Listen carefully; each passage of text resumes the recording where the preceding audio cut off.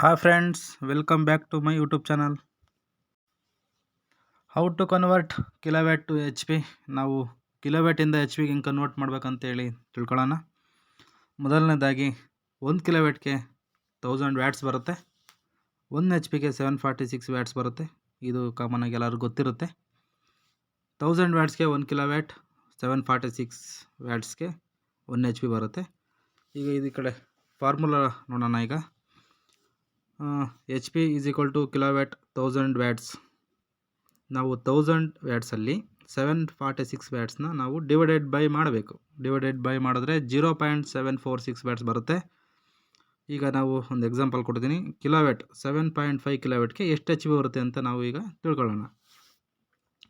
7.5 into 1000 watts ನಾವು ಗುಣಾಕಾರ ಮಾಡಿದ್ರೆ 7500 ವ್ಯಾಟ್ಸ್ ಬರುತ್ತೆ. 7500 ವ್ಯಾಟ್ಸು ಡಿವೈಡೆಡ್ ಬೈ 0.746 ನಾವು ಡಿವೈಡೆಡ್ ಬೈ ಮಾಡಿದ್ರೆ ಅಪ್ರಾಕ್ಸಿಮೇಟ್ 10 HP ಬರುತ್ತೆ.